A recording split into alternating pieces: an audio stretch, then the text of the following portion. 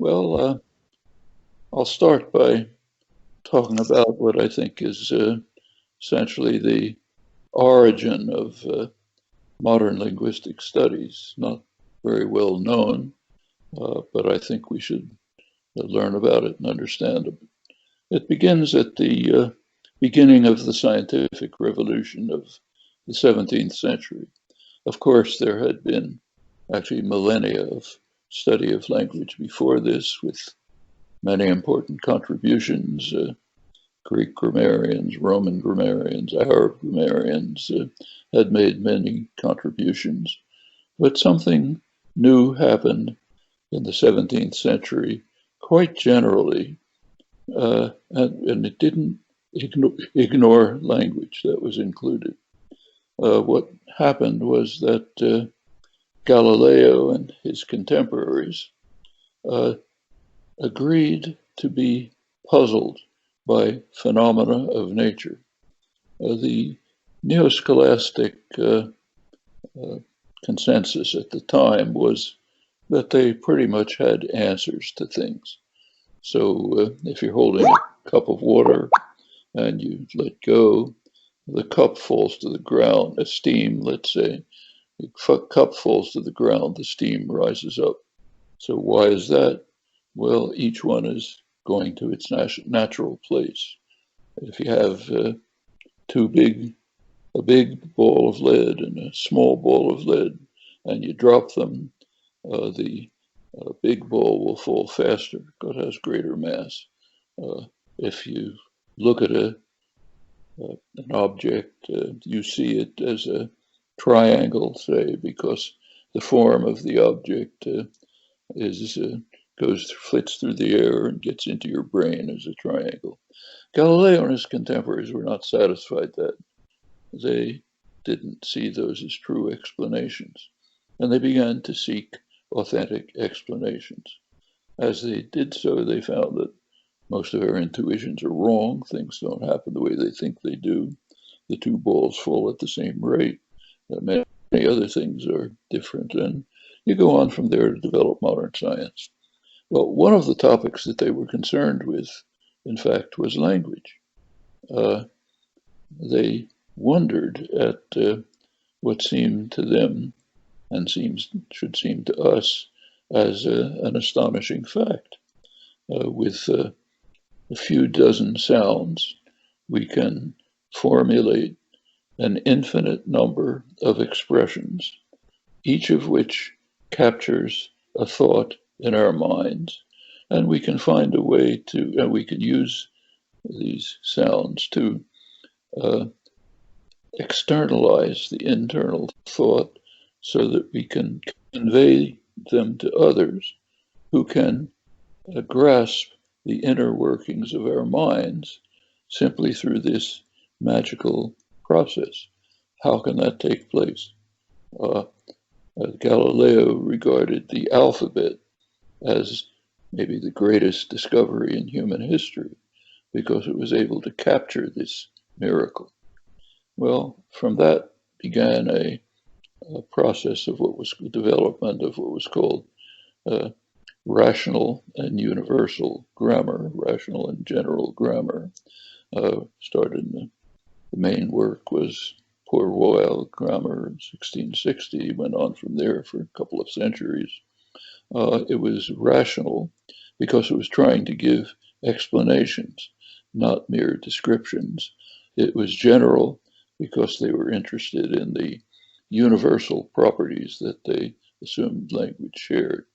And they took for granted what we now have good evidence for, that this astonishing capacity is a real species property of humans, common to all humans, and unique to humans. There are no analogs in the animal world. All of that seems to be true. This tradition proceeded into the through the late 19th, early 20th century. Maybe the last representative was the great Danish linguist Otto Jespersen. After that, it was swept aside by structuralist, behaviorist currents which took a very different view of language. They regarded language as either a social contract, a set of habits to act in particular situations. Edward Sapir, Leonard Bloomfield, among the philosophers, W.V. Quine and others, language was a set of sentences associated to stimuli by conditioned response. These were the days of behaviorism. But the tradition collapsed. It was revived again. One of the reasons the traditions collapsed is that there was no real understanding of how a finite object like the brain could have infinite capacity. To use Wilhelm von Humboldt's phrase, how could you make infinite use of finite means? That problem was solved in the mid-20th century by the work of great mathematicians, Kurt Gödel, Alan Turing, and others, who established the modern theory of computability, which does give the insight into how this can happen, how a finite object, your laptop computer, your brain, can have infinite capacity. That made it possible to begin to study the traditional problems, which incidentally had all been forgotten. Nobody knew anything about this at the time. It was rediscovered decades later. But how these traditional problems could be addressed.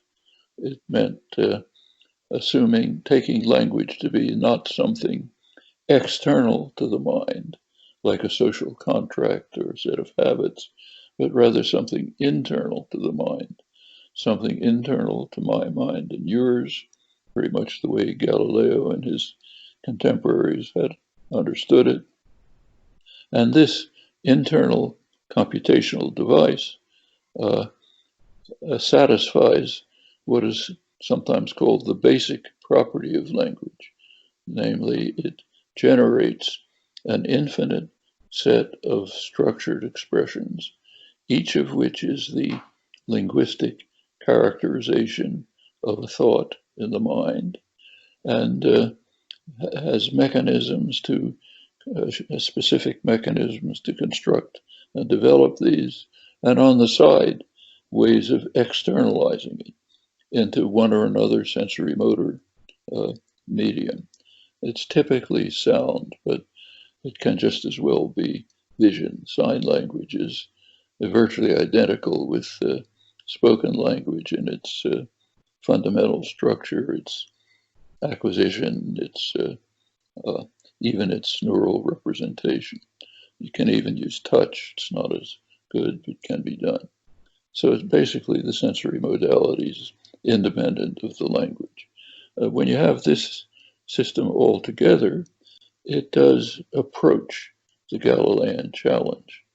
Doesn't completely meet it, because as Descartes extended the Galilean challenge, he focused on the inherent creative aspect of the use of language.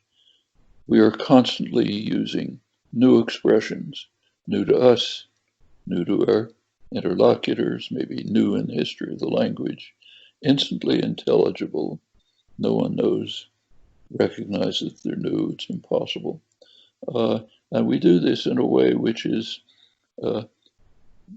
appropriate to the situations we're in, but is not caused by them. Critical difference. Somehow we have a creative capacity which we use all the time without even thinking about it.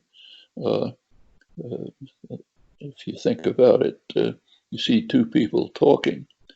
Each of them is producing new expressions, unbounded length. The other understands them perfectly. If you took those same sentences that are created and you randomized the words, it would be complete gibberish. So how can this be? What is it in the minds of the two individuals that enables this to happen, that enables you to capture the basic property? Well, that's the origin of generative grammar. that goes on through the decades. By now, it's reached a point, I think, where new vistas are opening up, entirely new in the history of language. The mechanisms that have been pursued for decades have successively been simplified, sharpened, deepened.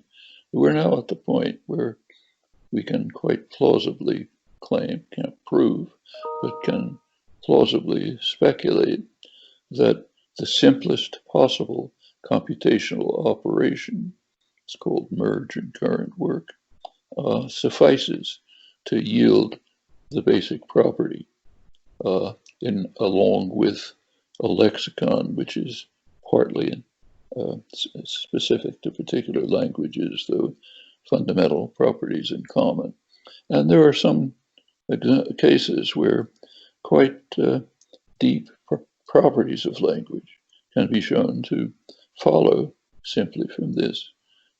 Furthermore, this approach for the first time offers the possibility of giving an account of the evolution of language.